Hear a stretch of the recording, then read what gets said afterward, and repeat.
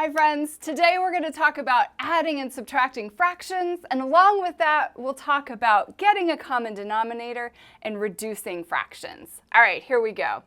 First, let's talk about what a denominator is. So if I have a fraction like 1/2, the number in the top is called our numerator. And the number in the bottom is called our denominator.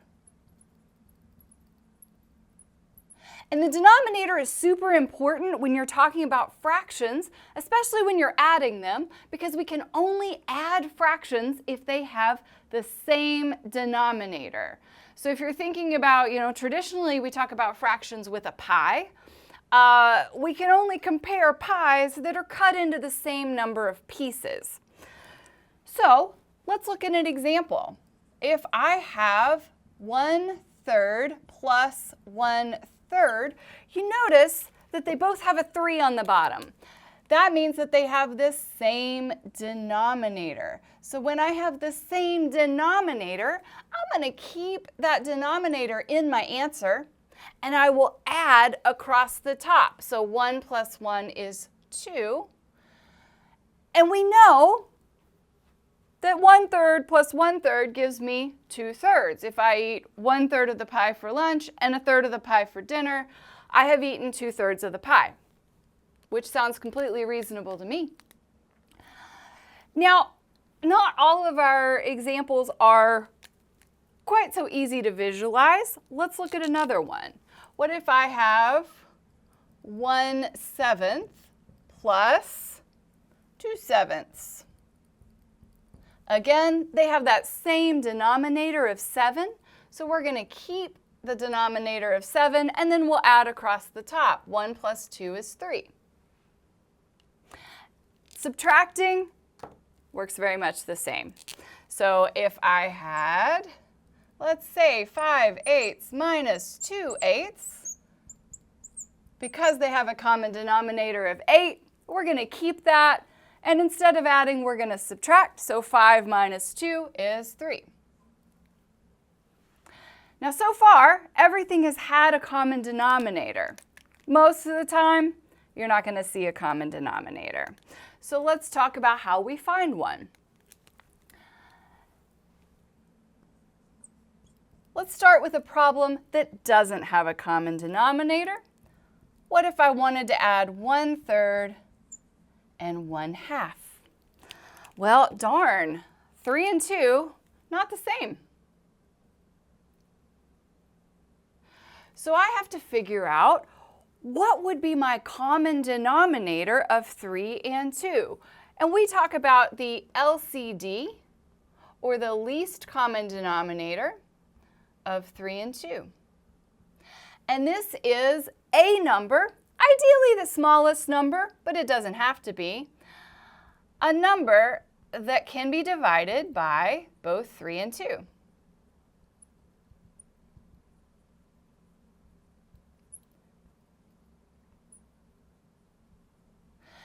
Now, one easy way to find a common denominator is to just multiply those numbers together. In this case, 3 times 2 is our least common denominator. I'm going to tell you a secret. Multiplying them together will always give you a common denominator, and it will work. It might not be the smallest one, but it'll work. All right, so 3 times 2 is 6. We want to rewrite both of these fractions with a 6 in the denominator. Now, you may have seen this before. We tend to use this notation. So for 1/3, I'm going to rewrite this in terms of 6. So I want to think about, what did we do to the 3 to make it 6? Well, 3 times 2 is going to give me 6. So to transform the numerator to match the denominator, I'm going to do the same thing. 1 times 2 is 2. So 1/3 can be rewritten with a new name of 2/6. Let's do the same thing with 1/2. So I'm going to rewrite that fraction 1/2. I want to get it in terms of sixths. So I'll say to myself, 2 times what gives me 6? Well, obviously 2 times 3 gives me 6. And I want to do the same thing in the numerator. So 1 times 3 is 3. So we have a new name for 1/2. We're going to rewrite it as 3/6. All right, I'm going to take these and pull them up into my problem. So instead of 1/3 plus 1/2, I'm going to write this as 2/6 plus 3/6. We have a common denominator now. We'll keep that 6 and then add across the top to get 5/6. Let's try one more of these, getting a common denominator, and then let's talk about reducing fractions. So we'll do a subtraction problem this time. Let's do 5/6 minus 1/3. Now, we notice that 6 and 3 are not the same. So we're going to need a common denominator. Now remember I told you earlier, one option is to multiply them together and use common denominator of 18. That would totally work. Another option is to notice that 3 goes into 6. So I could use a common denominator of 6 to work this problem.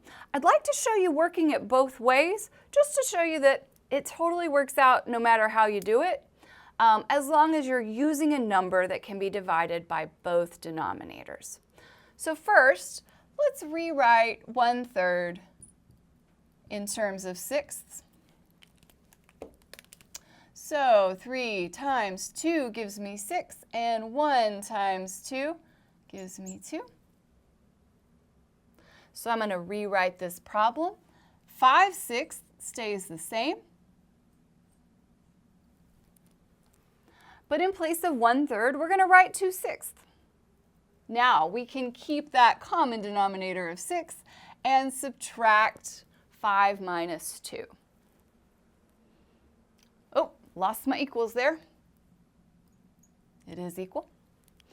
All right, so we have an answer of 3/6. Now I'm going to come back to that in just a minute. So let's hold on to that 3/6 for just a minute. Now, I told you you could do it either way. So let's work the same problem, getting a common denominator of 18.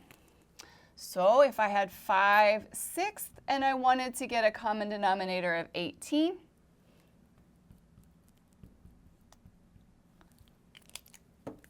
we would say 6 times 3 gives me 18. 5 times 3 gives me 15. So in place of 5/6, I would write 15 out of 18.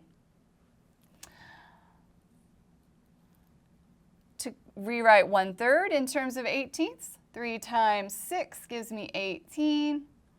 1 times 6 gives me 6. I'm going to rewrite this problem. This would be 15 out of 18 minus 6 out of 18.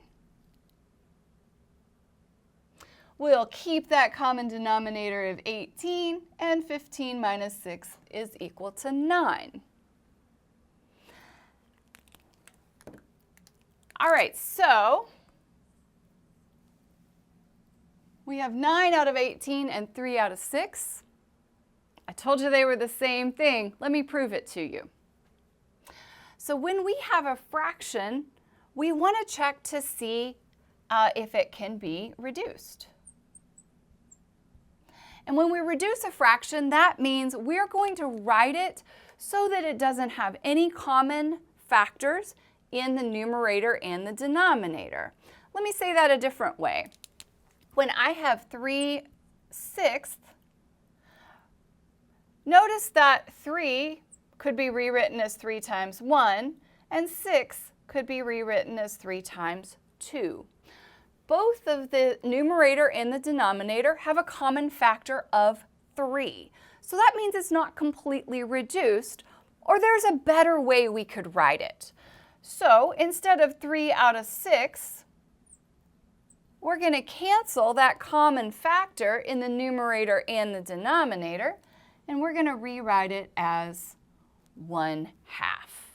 You might notice what we're doing right here in reducing the fraction, it's exactly the opposite of what we did to get a common denominator.